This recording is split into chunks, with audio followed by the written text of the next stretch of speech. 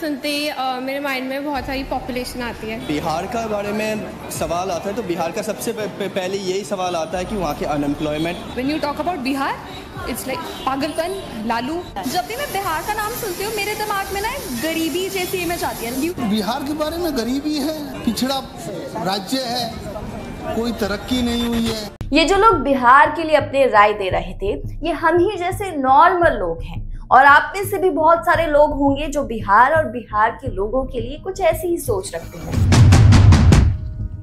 अब वो बात अलग है कि Bihar is one of the toppest state which produce maximum numbers of IAS officers per year. पर आज बात करेंगे बिहार के उन भाइयों की जिनके बिना बड़े शहरों की जिंदगी रुक सकती है, जिनके काम को हम भले ही बहुत ही छोटा और बेकार समझते हैं, लेकिन अगर ये लोग ना हो तो शायद हम इन बड़ी बड़ी इमारतों में आराम से बैठ भी नहीं पाएंगे। बिहार के छोटे छोटे गाँव, शहरों और कस्बों से निकलकर ये मजदूर बड़े बड़े शहरों में काम करके पैसे कमाने के लिए आते हैं। और कैसी होती है इनकी जिंदगी, कैसे रहते हैं ये लोग इन बड़े शहरों में, कभी सोचा है?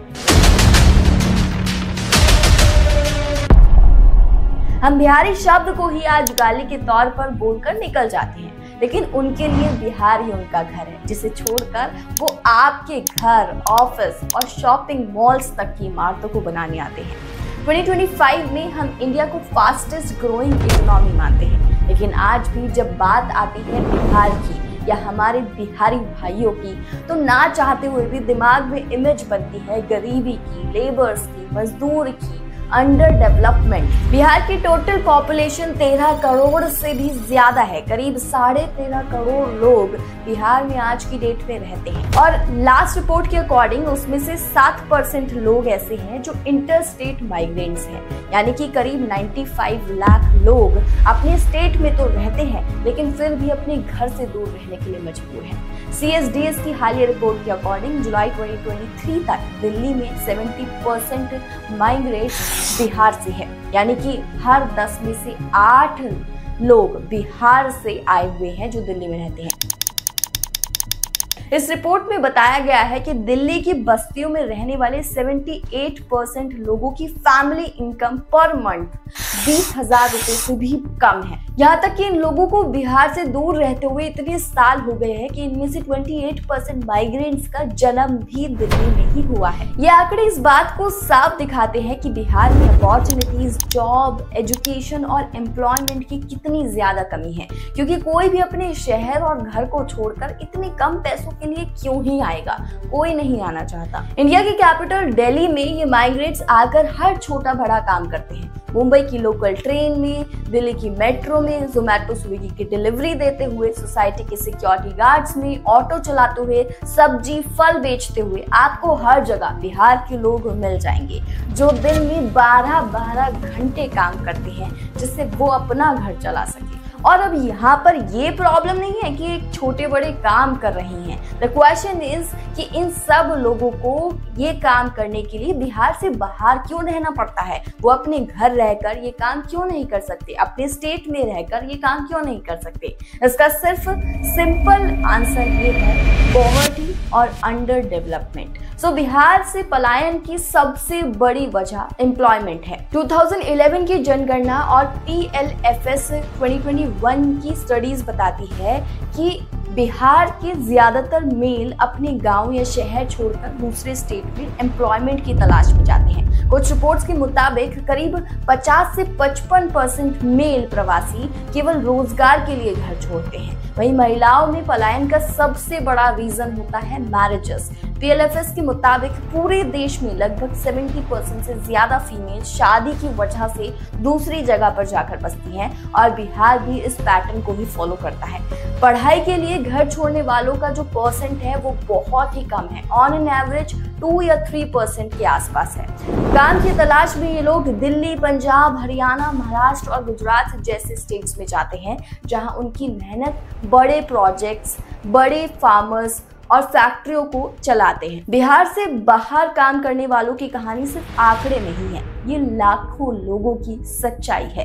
और अगर हम डिस्ट्रिक्ट वाइज देखें तो ये तस्वीर और भी ज्यादा साफ हो जाती है। IIPS की स्टडी में मुंगेर, दरभंगा, कोसी और पूर्णिया जैसे जिलों को माइग्रेशन हॉटस्पॉट कहा जाता है। यहाँ से जाने वाले लोगों का जो परसेंट है वो बहुत ज्यादा है। वहां से ज्यादातर माइग्रेट्स फीमेल्स होते हैं जो सीजनल या फिर अननेचुरल काम के लिए बाहर जाते हैं। यहाँ फार्मिंग कमजोर है, जॉब अपॉर्चुनिटीज ऑलमोस्ट जीरो है और सीजनल काम ही ज्यादातर लोगों की इनकम सोर्स है।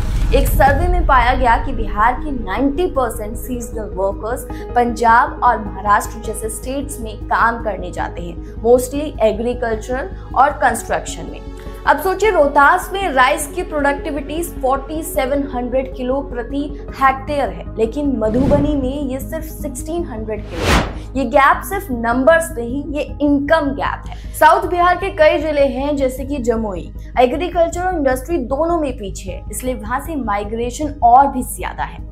नॉर्थ बिहार के डिस्ट्रिक्ट्स जैसे कि मधुबनी, दरभंगा, सहरसा, सुपौल ये फ्लड जोन में आते हैं। एक साल बाढ़ आता है, एक साल सूखा रहता है, खेती करना रिस्की बन जाता है। रिपोर्ट्स के हिसाब से 2024 में बिहार की 40 नदियां मार्च तक सूख चुकी थी। सोचिए, पानी के बिना खेत और खेत के बिना इनकम, फिर क्या ही करेंगे ये लोग। ऑब्वियसली ये मजबूर हो जाते हैं कि बिहार से निकले, बड़े शहरों में जाए, वहां पर जाके पैसा कमाए और अपना घर चलाए।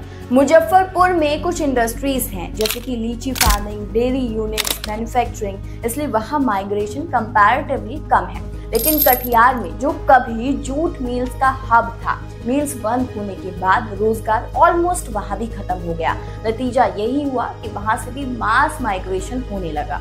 ये फर्क सिर्फ इकोनॉमी का नहीं है, ये इंफ्रास्ट्रक्चर का भी है। कई जगह बिजली की कमी है, रोड्स कनेक्टिविटी बहुत स्लो है और एजुकेशन सिस्टम की हालत एकदम ही खराब है, जिससे कोई काम करना या बिजनेस करना या कुछ भी अपना काम करना मुश्किल हो जाता है। यहाँ तक कि जब नौकरी भी मिलती है इन लोगों को तो उसकी सैलरी इतनी कम होती है कि वो दिल्ली, महाराष्ट्र या गुजरात जैसे राज्यों में मिलने वाली मजदूरी से भी कम होती है। बिहार की सबसे बड़ी प्रॉब्लम ये है कि वहाँ जॉब्स बहुत कम है और पॉपुलेशन उतनी ही ज्यादा है। ऊपर से 2000 में जब बिहार से झारखंड अलग होने के बाद डेवलपमेंट और ज्यादा स्लो हो गया, क्योंकि बहुत सारे खनिज और इंडस्ट्रियल एरियाज डिवाइड हो गए। ऐसे में पंजाब, हरियाणा, महाराष्ट्र और दिल्ली जैसे राज्य स्टेट्स खुलेआम बिहारी मजदूरों को खेतों में, कंस्ट्रक्शन के लिए, ट्रांसपोर्ट में काम करने के लिए, सर्विस सेक्टर में काम करने के लिए खुलेआम बुलाते हैं, क्योंकि उनकी मेहनत और लगन से बड़े बड़े प्रोजेक्ट्स पूरे होते हैं। लेकिन अफसोस की बात यह है कि इतना ज्यादा योगदान, अपना पार्टिसिपेशन देने के बाद भी उनके साथ अक्सर भेदभाव होता है, उनके खिलाफ हेट्रेड फैलती है। ये जो बड़े शहर है जिन पर हमारी इकोनॉमी चलती है, वो किसके कंधों पर खड़े हैं? जवाब सीधा है, माइग्रेंट्स मजदूरों पर, जो ज्यादातर बिहार से आते हैं। और यहाँ पर जो हिपोक्रेसी है वो हर रोज दिखती है। शहर में इन मजदूरों को प्रॉपर हाउसिंग या रेंट मिलना आसान नहीं था। दिल्ली में हुए फील्ड स्टडीज दिखाती हैं कि माइग्रेंट्स वर्कर की हाउसिंग की एक्सेस बेहद कमजोर है। कई बार उन्हें रहने की जगह नहीं मिलती, रहने का खर्चा नहीं मिलता, या वो सस्ते कंजस्टेड प्लेसेस में रहते हैं। लॉकडाउन के दौरान ये जो प्रॉब्लम है वो और ज्यादा खुलकर सामने आई, जब इन लेबर्स के पास ना तो कोई सेफ जगह थी और ना ही कोई सोशल सिक्योरिटी थी। रिपोर्ट्स में सामने आया कि 86% ऑफ माइग्रेट्स इन झुग्गी झोपड़ी में रेंट पर रहते हैं। 2 लोगों की जगह में 10-10 लोग फिट होके मैनेज करते रहते हैं। इन रिपोर्ट्स में हाउसिंग और लिविंग कंडीशन का पूरा डॉक्यूमेंटेशन है और वो दिखाता है कि ये कितने ज्यादा कंजस्टेड एरिया में कितनी मजबूरी भरी लाइफ जी रहे होते हैं। और इन माइग्रेट्स को सिर्फ फाइनेंशियली ही नहीं बल्कि वर्बली वायलेंस भी झेलना पड़ता है। बिहार के लोगों के लिए शब्द स्तर पर भी बहुत वायलेंस देखी जाती है। बिहारी, देहाती, गवार जैसे स्लर्स का यूज अक्सर कैजुअल होता है और हम बस ऐसे ही बोल के निकल जाते हैं। ये लोग अपने परिवार को पालने के लिए आपकी गाड़ी धोते हैं, आपके घरों की सिक्योरिटी देखते हैं, धूप में, बारिश में आपकी 10 मिनट्स डिलीवरी पूरी करते हैं, आपके शहरों की बड़ी बड़ी बिल्डिंग्स, लंबी लंबी रोड्स बनाते हैं, लेकिन बदले में हम उन्हें क्या थोड़ी सी इज्जत भी नहीं दे सकते? यहाँ एक इम्पॉर्टेंट बात समझनी बेहद जरूरी है। मोस्टली ये माइग्रेंट्स लोअर कास्ट और वर्किंग क्लास बैकग्राउंड से आते हैं, इसलिए हम सिर्फ स्टेट वाइज या फिर राज्य आधारित पार्शियलिटी नहीं करते, ये हम उन लोगों के साथ कास्ट से क्लास बेस्ड एक्सक्लूजन्स भी करते हैं। कास्ट रिलेटेड स्टडीज बताती हैं कि लोअर कास्ट को हेल्थ केयर, हाउसिंग और लेबर मार्केट्स में सिस्टमैटिक डिस्क्रिमिनेशन का सामना करना पड़ता है और यही पैटर्न अर्बन माइग्रेट्स वर्कफोर्स में भी लागू होता है। यह बात सिर्फ पर्सनल इंसल्ट की नहीं है। जब एक बड़ा शहर इन्हीं मजदूरों पर, इन्हीं लेबर्स पर डिपेंड होकर चलते हैं और फिर पॉलिटिकल या फिर सोशल बायस्डनेस उन्हें बाहर रखती है, तो इससे ना सिर्फ ह्यूमन डिग्निटी पर असर पड़ता है बल्कि अर्बन इकोनॉमी और सोशल सॉलिडेरिटी भी कमजोर होती है। कोविड-19 जैसे सिचुएशन ने हमें दिखाया कि जब हमारे सिस्टम में फेलियर सामने आए तो इन्हीं मजदूरों को सबसे ज्यादा मुश्किलें झेलनी पड़ी। खाना नहीं था, को बचाने के लिए कोई सेफ एंड सिक्योर जगह नहीं थी, पैसे नहीं थे, रोजगार नहीं था, इन्हीं के पास सबसे ज्यादा प्रॉब्लम्स थी। और यही सब देखने के बाद क्वेश्चन रेज होता है कि क्या हम उन्हीं लोगों को रिस्पेक्ट नहीं दे सकते जिनकी मेहनत से हमारे शहर चलते हैं। अगर आप शहर की ग्रोथ, क्लीन रोड्स या फास्ट डिलीवरी चाहते हो तो उसी मेहनत का आपको सम्मान भी करना पड़ेगा। हर ऊंची बिल्डिंग, हर नई मेगा प्रोजेक्ट्स, हर मेट्रो लाइन, इन सब के पीछे वो हाथ है जो रात दिन काम करते हैं और ये हाथ अक्सर बिहार राज्य से ही आते हैं। सोचिए, वही आदमी जो मेट्रो के टनल बना रहा है, वही अक्सर उस मेट्रो पर रोज नहीं बैठ सकता।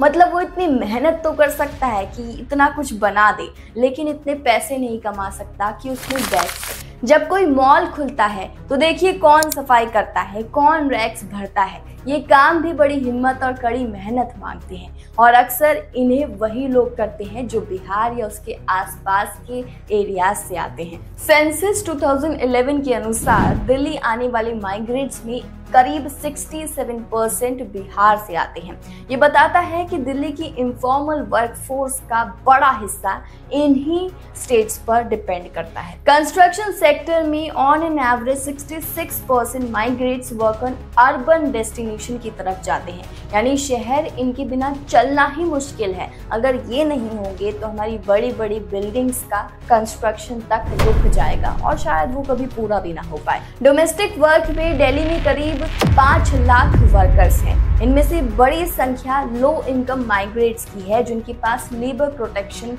कम है। कोविड-19 लॉकडाउन में जो मास पार्शियलिटी दिखी वो इस बात का सबूत है कि जब इन मजदूरों की अर्निंग, एम्प्लॉयमेंट रुक जाएगी तो सप्लाई चेन और सर्विसेज पर कितना बड़ा असर पड़ेगा। और कभी कभी इन मजदूरों के खिलाफ जो हेट्रेड होती है वो वायलेंस में भी बदल जाती है, जैसे 2008 की वो घटना जिसने हजारों बिहारी माइग्रेट्स को नौकरी छोड़कर वापस जाने के लिए मजबूर कर दिया। 2008 में महाराष्ट्र के कई शहरों में जैसे कि मुंबई, नासिक, औरंगाबाद, पुणे और दूसरी जगहों में MNS के कुछ कार्यकर्ताओं ने नॉर्थ इंडियन, खासकर के बिहार के लोगों पर हमले किए, यूपी के लोगों पर हमले किए, स्कूलों में एग्जाम्स पर हमले किए, दुकानों पर तोड़फोड़ की। माइग्रेट वर्कर्स को बहुत ज्यादा मास पार्शियलिटी देखनी पड़ी। नासिक में बताया गया कि करीब 10 से 15 हजार मजदूर वहां से लौट आए। कुछ मामलों में कुछ लोगों की मौतें भी हुई, कुछ लोग काफी सीरियस इंजर्ड भी हुए। तो आज का सोशल मीडिया एक नई जगह है जहाँ रीजनल स्टीरियोटाइपिंग फैलती है। मीम्स, जोक्स और एब्यूजिव कमेंट्स में बिहारी शब्द अक्सर गाली की तरह इस्तेमाल होता है। ये एकेडमिक और पॉलिसी लेवल स्टडीज में भी दिखा है कि पॉलिटिकल या फिर आइडेंटिटी मीम्स आसानी से पार्शियलिटी फैला देते हैं और मजबूर करते हैं कि उन लोगों के साथ डिस्क्रिमिनेशन हो।